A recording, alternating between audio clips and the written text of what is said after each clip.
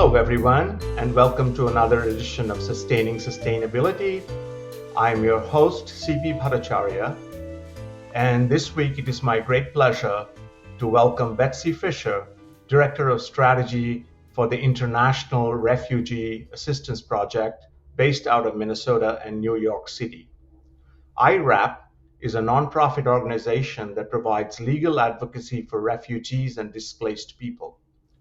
We've invited Betsy to join us this week to discuss the legal and policy issues facing refugees during the current COVID-19 crisis, as well as the role that companies can and should play in addressing these challenges. Betsy, welcome to the program. Thanks, CB. Thanks for having me. Betsy, could you begin by elaborating a bit on what your organization does and the types of populations you usually serve? Sure. So we provide free legal assistance to refugees and other displaced people who are seeking pathways to safety, as well as advocacy through litigation and engaging with policymakers to improve refugee protection. Our clients are largely from countries like Syria, Iraq, Afghanistan, as well as Central America, and all over the world. How have your efforts to advocate on behalf of refugees, whether that be for policy changes or otherwise, been impacted by the global pandemic? Sure. Well, we've all been working from home since early March. But more importantly, on March 17th, UNHCR, the UN Refugee Agency, and other international partners announced that they were freezing refugee travel except in emergency circumstances. And that remains true. So refugees are only able to travel if they're in an emergency situation. In addition to people going through refugee resettlement, people who are seeking safety through other visa pathways have also been affected by the many travel restrictions and limitations on commercial flights. So our efforts at a policy level have shifted to ensuring that refugees are included in COVID relief efforts, including things like making sure that resettled refugees have access to stimulus checks, but also to ensure that people who are in a pipeline to travel to safety can resume travel as soon as possible and that they won't face additional red tape when that happens. In the context of this current pandemic, are there particular or especially unique challenges that refugee populations face? So refugees tend to have limited access to labor markets and healthcare when they're living in countries of first asylum. So if we start there with a refugee, let's say a Syrian refugee who's living in Lebanon, for example, they don't generally have work authorization. And in Lebanon right now, there's also an economic crisis and then also a pandemic. So they already have limited access to work, already face discrimination, and now there's a significant economic crisis and health restrictions limiting ability to even move outside of the home. So many refugee families are hungry, not just exposed to COVID, but actually exposed to an inability to provide for their basic needs. If we move then on for refugees who are seeking resettlement, who are in the resettlement process, it's not just that they can't travel right now, so that exposes them to a challenge of staying in limbo longer. It's also that their timelines for things like security and medical checks can expire. So if someone was ready to travel on March 18th, their security checks might well be expiring in the coming months, which means that they will be in limbo even longer. And again, that person might be in lockdown. They might be living in a situation of immense population density where they're exposed. At the southern border, people who are seeking asylum face a bar ostensibly signed by the president to limit COVID-19, but we know it's just a bar on limiting access to asylum.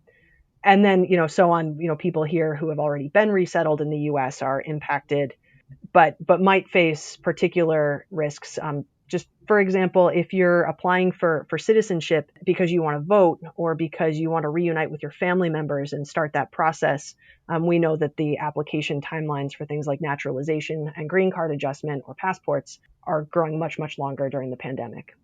So would you say that this exacerbates the broader debate about immigration and borders, or would you say that these challenges are quite different from the challenges that you face in the broader debate about immigration and borders? I think it certainly exacerbates the conversation that we've been having and the challenges that we've faced as advocates, but more importantly, the challenges faced by our clients. I think under this administration, we've seen that any excuse will work. We've seen data misinterpreted and selectively applied to justify placing restrictions on immigration and on refugees, to limit immigrants' access to the labor market in the U.S. And refugees were, recall that the first people who were targeted by the administration in that very first executive order signed on January 27th, 2017, the first Muslim ban.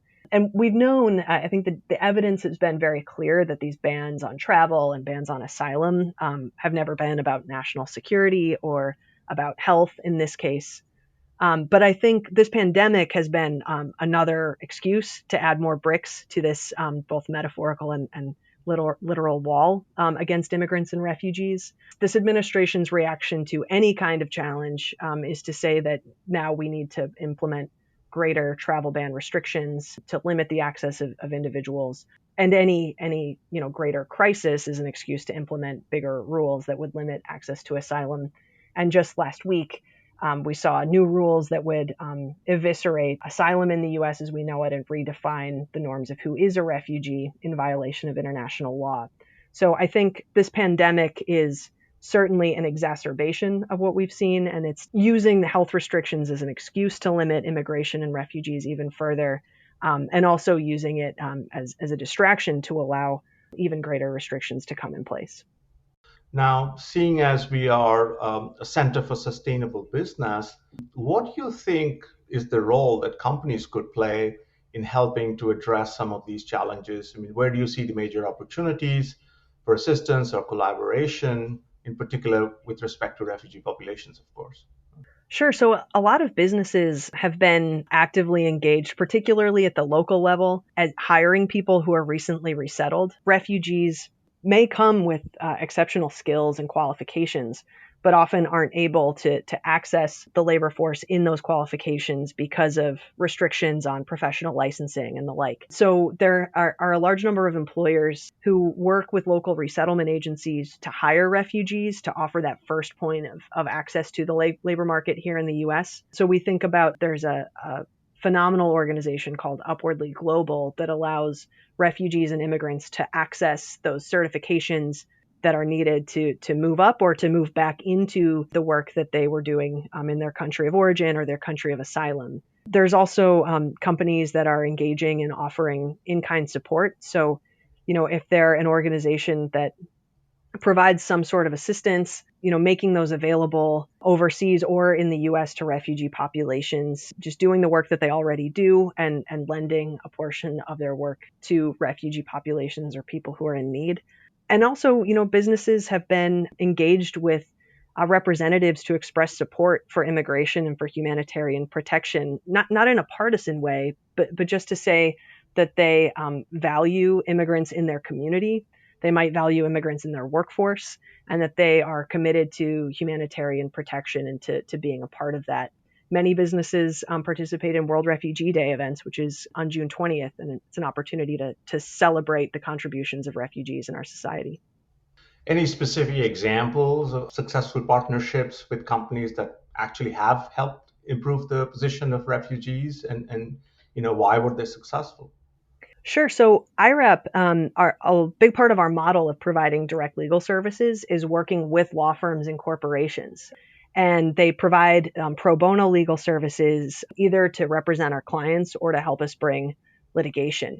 So we work with numerous private law firms, big and small, who provide direct legal services in our individual client matters and help a client to fill out a visa application or to prepare for an interview. But we also have partnerships where they're partners in litigation challenging systemic challenges. I'm working on an effort right now to just to get some public documents through the Freedom of Information Act, and working with a wonderful law firm partner who's helping us there. Another example that comes to mind, the yogurt company Chobani. The founder of that organization is deeply committed to refugees and has made a point to donate, to make contributions, to speak up about refugees. and to be an employer of refugees in the community. Again, knowing that refugees have tremendous skills in many instances, and that they have a lot to offer the company beyond just the humanitarian motive. There are so many folks out there, corporate folks out there, who are like skeptical about the relevance of refugee assistance in the business context. Why should companies care about promoting policy making that protects refugees, not just in the US, but around the world? So, refugee protection is first an expression of a humanitarian commitment. I think, big brands have seen that it's important to be on the right side of history, to be engaged in political causes, whether it's supporting the movement for Black lives, whether it's being conscious of their environmental footprint. And I think this is another place that is an opportunity for them to demonstrate a commitment to humanitarianism, to social justice. In the US, we know that this country has always fallen short of this ideal of being welcoming and equitable. But refugee protection is a tangible expression of this possibility of what the United States has portrayed itself as being, and as I think many of us would like to see the country be. So that's for the government, but then for this company, for the skeptical manager we're talking about, if they're thinking about employing refugees, just for example, we know that over time refugees are much more likely than individuals born in the United States to become entrepreneurs, to own homes. That their children are extremely likely to go on to achieve great things in the United States. There have been a couple of studies by the Tent Foundation that refugee employees in the United States have high retention rates. They stay in their jobs longer, and that employing refugees boosts recruitment of other employees. So that might be because refugees, if they're in a job where they're treated well and have opportunities to grow, that they come with social networks and are able to work with others. And the Tent Foundation also released a study that helping refugees in a public way, like Chobani does, can really benefit a brand. So it might be that the company is really motivated by wanting to be a part of humanitarian commitment and assisting people who are in need. It might be that they're really self-motivated and want to have employees who are really committed or to engage in ways that benefit their brand. So I cannot help but ask at this point, given that we have another very, very large crisis, impending crisis, which is the climate crisis, do you foresee, or are there conversations around how the climate crisis might actually impact the whole refugee situation the world around? Absolutely, those are conversations that are happening. They are urgent conversations. We know that forced displacement will increase as the climate in many highly densely populated areas becomes as those areas become unlivable. And we think that it's critical that we think now about what will happen when forced migration populations increase dramatically. So if major urban areas are going underwater, what is our response to that? What is our plan? And I think that there are a few things that are really important to keep in mind. A refugee is a person who's displaced because of who they are, or what they believe, their race, religion, nationality, etc.